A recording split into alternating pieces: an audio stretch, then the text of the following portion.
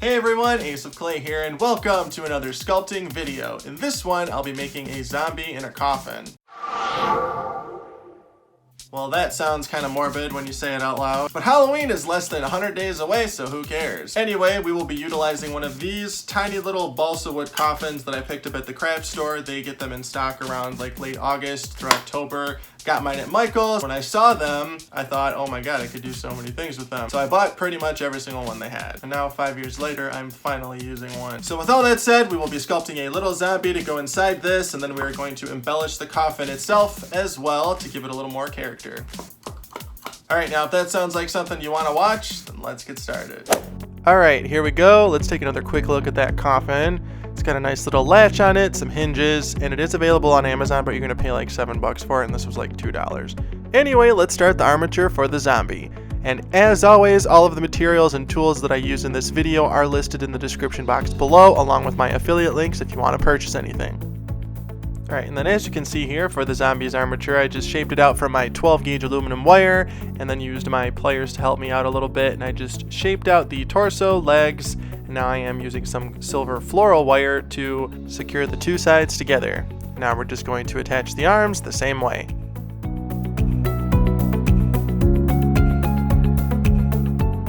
All right, that's about right. Let's see if it fits.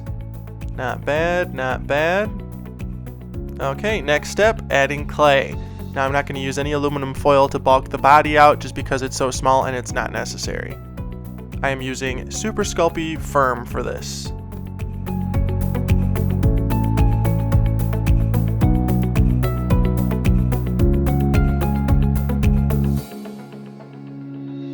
Alright, now once the torso is looking pretty good, it's time to roll out some snakes of clay for the legs. And then if you're having trouble getting your clay to stick to the wire, you can always wrap a smaller gauge wire around the main wire so that the clay has something to anchor to.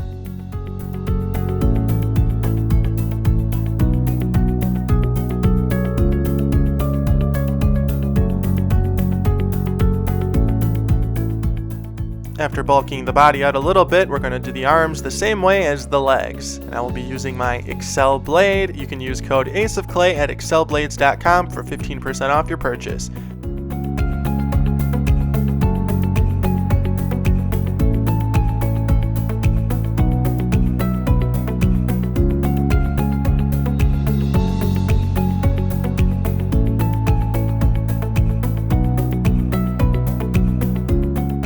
Now we're just finishing off the other arm and smoothing everything out.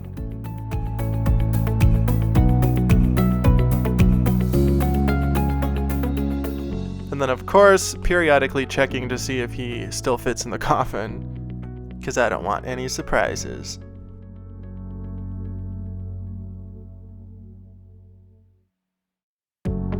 Okay, now we're going to make the bottom half of his suit jacket, and this is just a little strip of clay through my pasta machine on the 3 setting that I am trimming to size like so, wrapping it around the bottom and then blending the top edge in with everything else.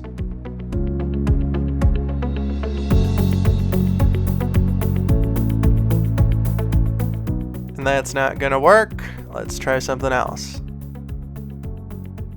Alright, for this second method, I'm just using a thicker snake of clay, flattening it a little bit, and then adding it to the bottom here, and that looks way better.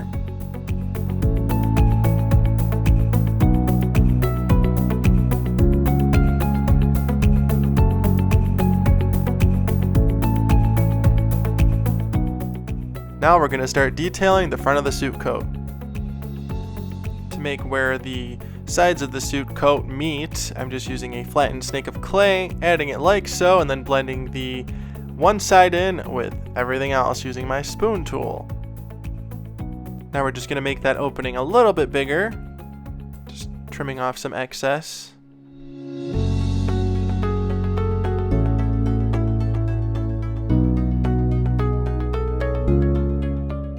And then before we go any further, before we add the buttons, we're just going to make some folds and wrinkles like so. These are just tiny tapering snakes of clay that I'm adding and blending the edges in like so with my spoon tool.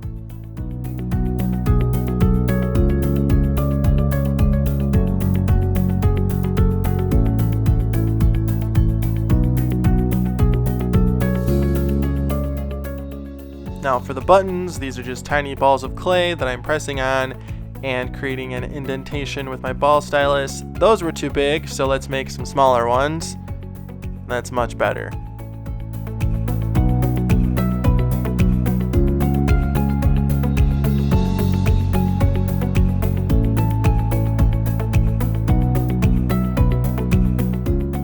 After finishing off the buttons and adding some pockets, it's time to put some lapels on this thing. Just cutting those out, pressing them on.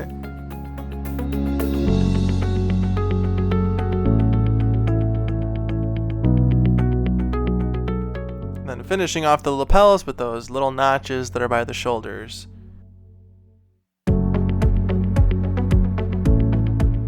Then once those lapels are looking pretty good, we're just going to nitpick everything a little bit, making sure he still fits, of course. Then we're going to add one more little pocket and then start distressing the clothes a little bit, because he is a zombie. And then we're just going to create a hole in the front that will expose some of his ribs. And I'm just pressing out the shape of that with my ball stylus and then using a smaller ball stylus to shape out the ribs.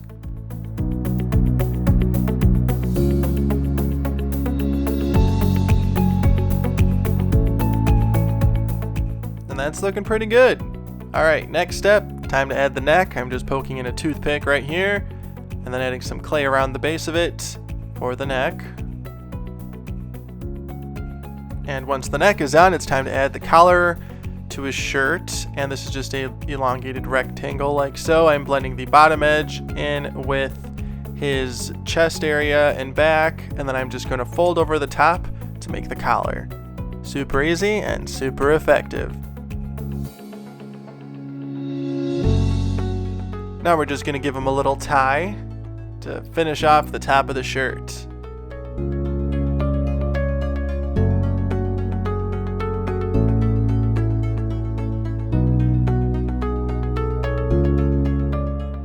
After finishing the tie and nitpicking things a little bit more, I'm just going to add one more rip to his pant leg here with another exposed bone.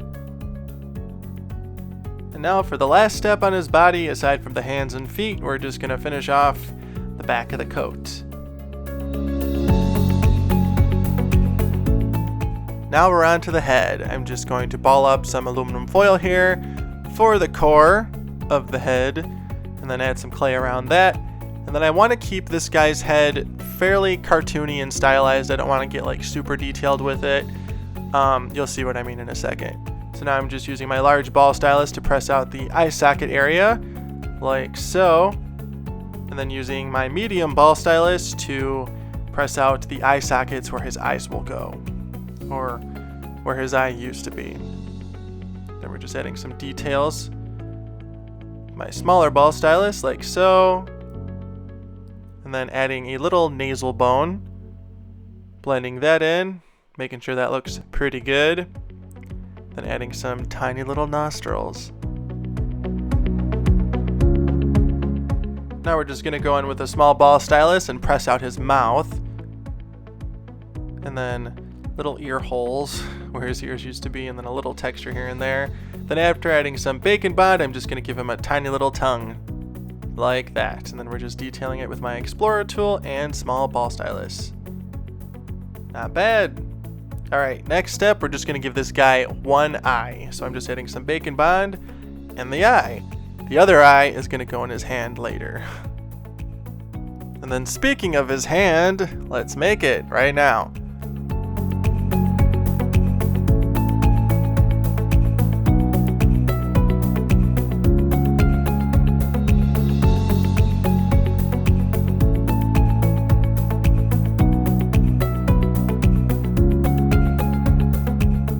After attaching the first hand, let's get distracted and detail some other areas with my taper color shaper.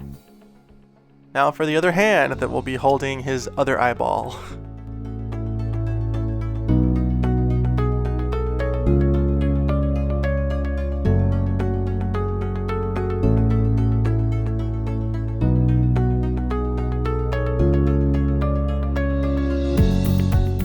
After finishing his hands and giving him his eyeball, it's time to make the shoes. These are fairly simple. I just made an oval shape, flattened at the bottom, and then separated the sole from the rest of the shoe with my pin tool, and then pressed it into the legs.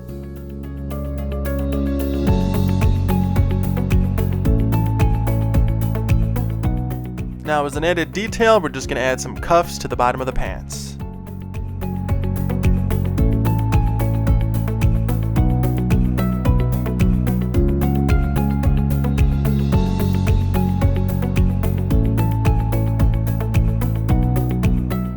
And then for one final detail, I'm just going to texture the fabric by adding a cross-hatching texture here and there.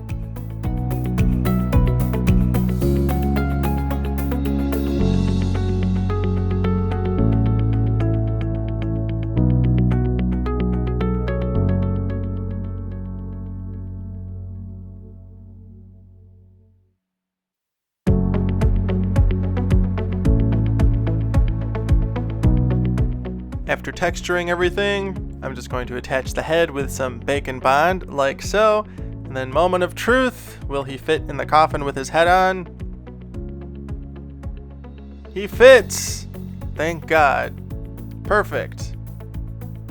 Now let's get him out of there and start embellishing the coffin. I'm just adding some bacon bond to the back of the lid and then pressing in some clay that I'm going to sculpt to be tufted fabric. Getting fancy here. Now I'm just using my large ball stylus to press in the areas where the buttons will be, where the tufts are. And then I'm just smoothing out the edges of those with my fingertips. Like so. And then we're going to go in with my taper tip color shaper and add some wrinkles here and there to each of the indents.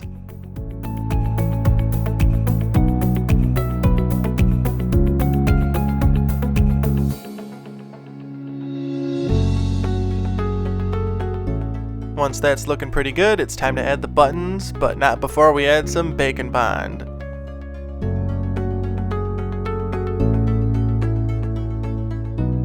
Cool, not bad.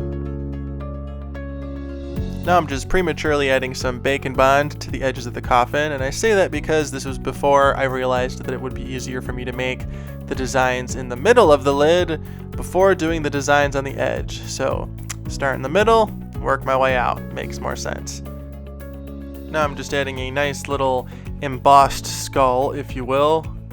Just starting with that oval shape, adding the teeth like so, and then just shaping everything out, smoothing it with my spoon tool and getting it to look how I want.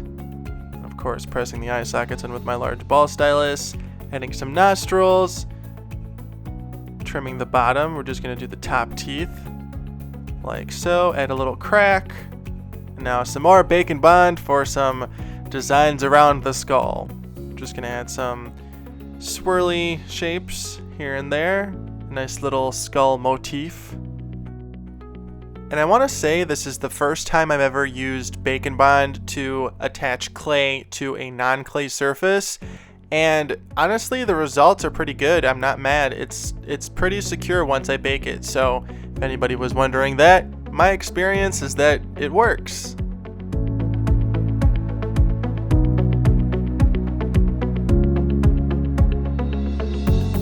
Once our design is looking pretty good, let's keep going. I'm just going to add a snake of clay around the edge of the lid right here, pressing it into it like so, after adding bacon bond, of course. And then I'm just going to add more snakes of clay to the opening and bottom of the coffin.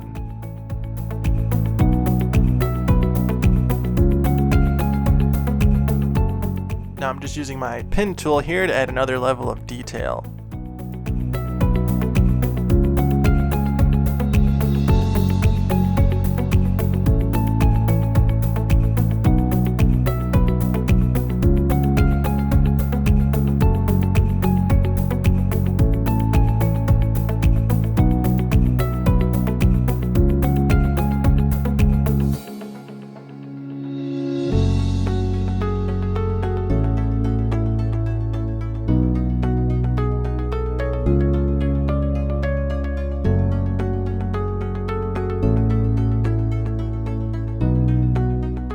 Then once everything is fully sculpted and done, it's time to brush the zombie with some clay softener. I did not put clay softener on the wood of the coffin. I was too afraid that it wasn't going to dry up or absorb, and I didn't want to deal with that. So after they're baked and completely cooled down, it's time for paint. Well, actually, no, it's not, because our zombie can't stand. Oh wait, he can, but he wasn't supposed to. So he doesn't stand very well, I guess you could say. So what we're gonna do is make him a little base, and this is just a blob of clay like so, just shaping it out, and then I'm just going to press his feet into it like so, gently and slowly so I don't break him, because that would suck if I broke him, and then just pressing it in more and more, making sure it's nice and sturdy, and then I'm just going to detail it with a nice little grass texture, and then add some pebbles, and then he's got a nice little base if you want to display him outside of his coffin. There's those pebbles I was telling you about.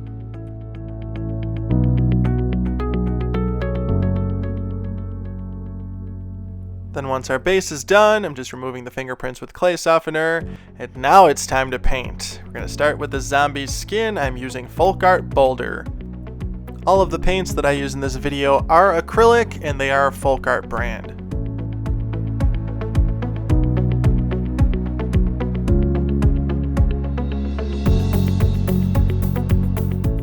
After a couple base coats on his skin, we're just going to go ahead and add some highlights here and there.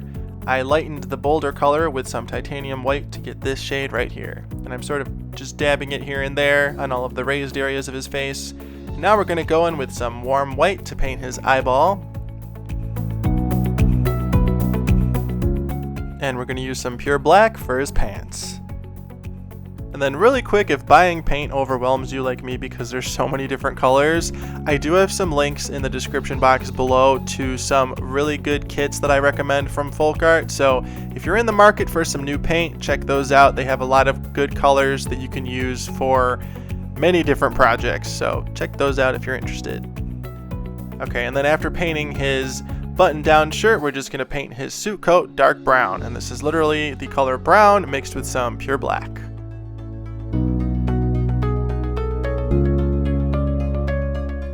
Now we're going to go ahead and ruin the paint job on the eyeball by darkening the eye sockets with some darkened boulder. I just tinted the boulder color with some pure black. And I shouldn't have painted the eye when I did. But it's okay, we'll paint it again. Now we're just painting his eye socket that's empty black, and then all of the exposed bone areas black as well, and then dry brushing some light brown on top of the suit coat and shoes to finish those off. Now we're just painting the bones that you can see warm white. Then we're going to mix some Imperial Red and Grotto together to get this nice deep red shade for his tie.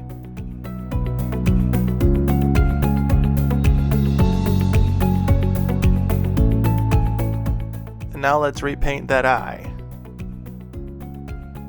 And then for his tongue, I mixed some Imperial Red with the boulder color to get this shade right here. Then we're just giving him some irises using a ball stylus and boulder again, and then highlighting his tongue with some lighter pink.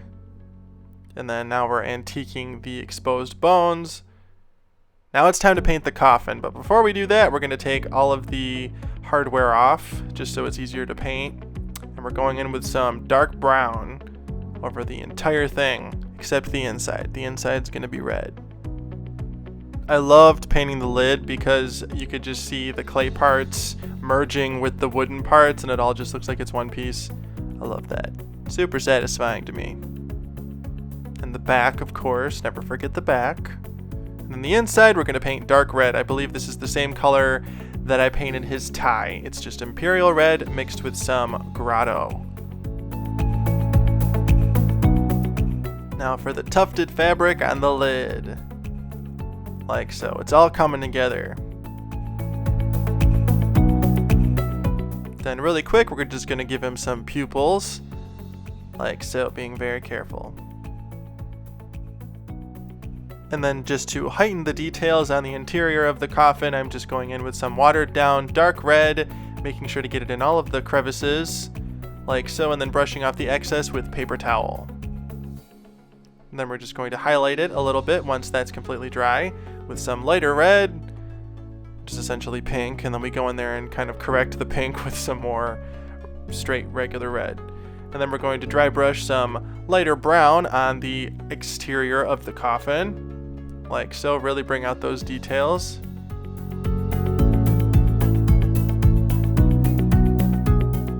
And then to bring out the details a little bit more, we're just going in with an even lighter brown here and there.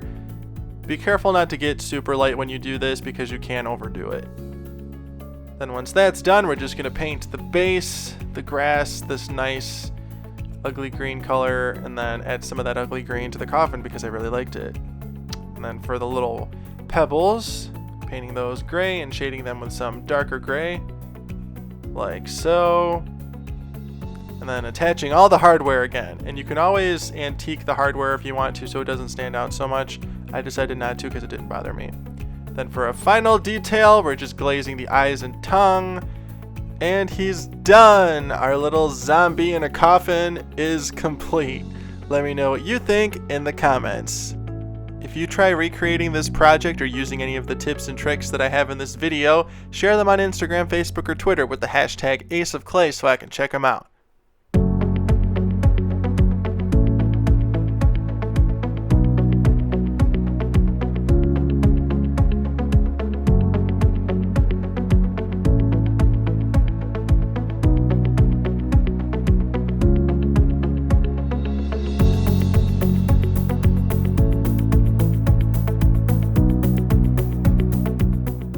And that's a wrap. I really hope you enjoyed this video and you like our little zombie dude and his coffin. I'm gonna be honest here, it was really nice taking a break from my bigger projects to focus on something a little smaller and less time consuming. But next week, we'll be right back at the big stuff again. As always, thank you so much for watching and being here. Be sure to like, comment, and subscribe, and then follow me on Instagram, Facebook, and Twitter at AceOfClay, and I will see you in the next one.